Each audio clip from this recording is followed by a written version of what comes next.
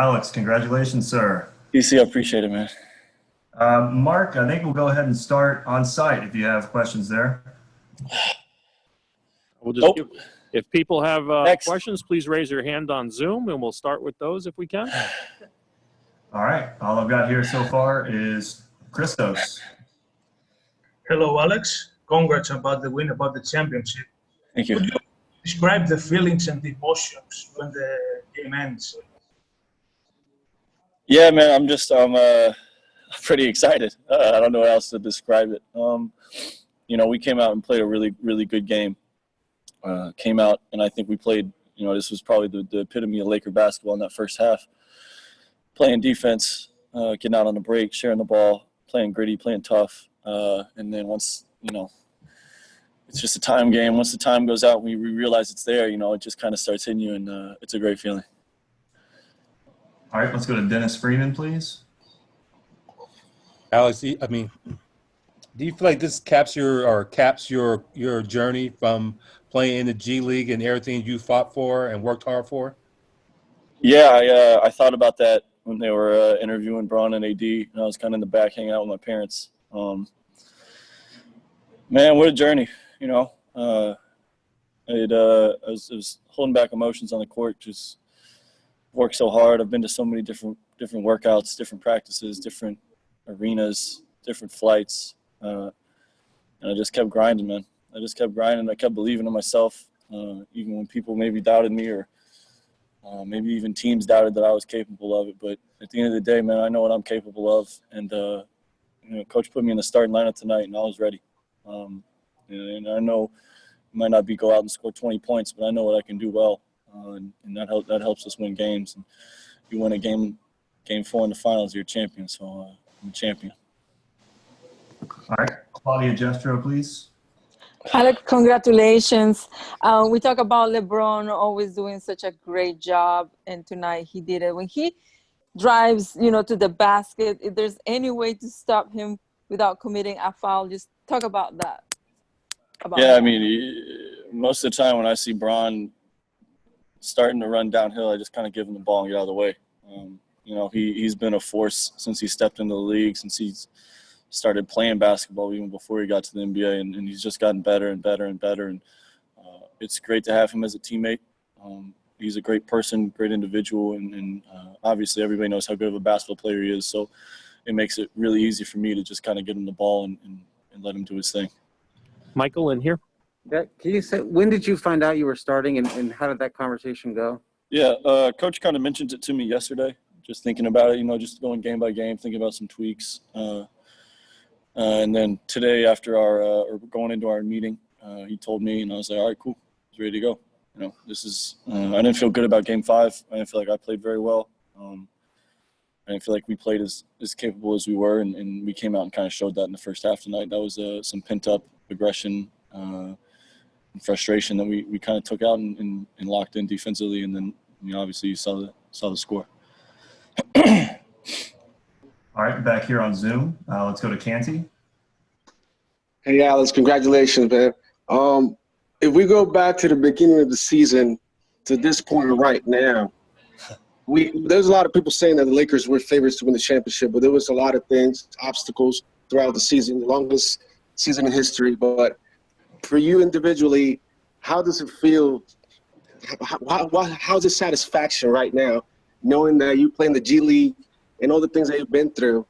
How do you feel right now? And to be honest, just to talk about that first point, I don't think a lot of people thought we could do it.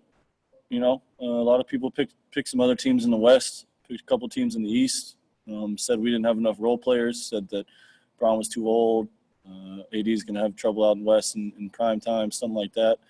And to be able to fight through all that, through the LA noise, through the break, through the quarantine, come back and do that.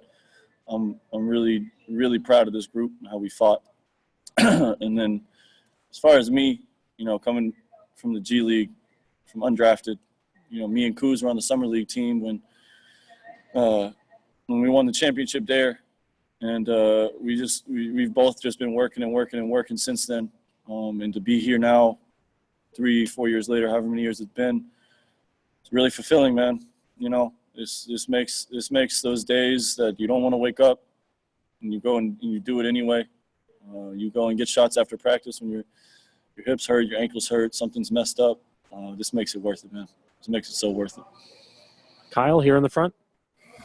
Alex, in being in this environment, just obviously no fans here to celebrate with you, but your parents here, the family's here.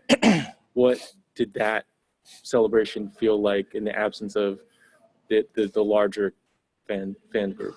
Yeah, it's a tragedy we weren't able to play any of these games in Staples Center, just because I know how much they want it. I know how much they've been missing it, and how much we've been waiting for this opportunity to kind of give them the show and give them the chance to get back there for playoff basketball. But I think they'll take the championship over anything.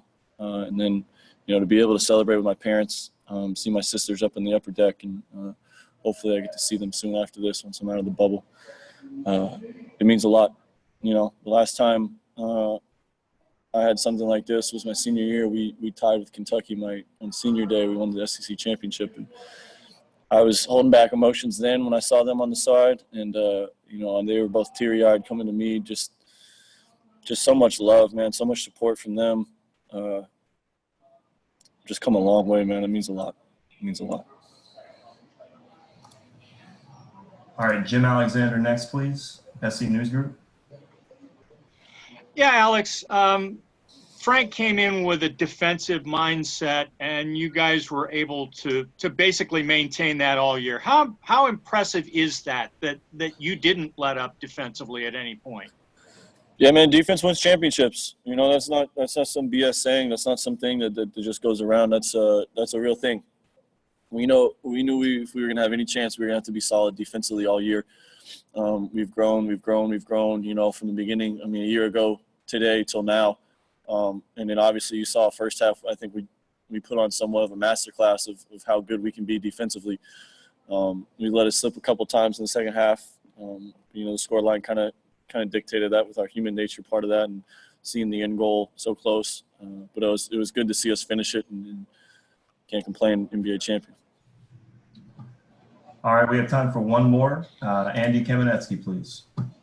Hey, Alex, just what has this entire season meant to you in terms of just establishing who you are as a player, and especially considering where you were a year ago now? For me, man, it's the same answer, man. I'm just going to get better and get better and get better. There's nothing else for me to do. I'm a professional basketball player. My job is to go in and work on basketball, whether that's running, whether that's lifting weights, whether that's dribbling, shooting, watching film. I really, really love the game of basketball. And so for me, this is a joy. This is a joy for me to be able to go out and get better. And, I mean, just from a year ago, from preseason China to where I am now, I've gotten so much better. And I don't think I'm close to hitting my ceiling. I think I have a lot of room to grow. So, for me, it's just it's encouraging knowing that the things I've done have worked.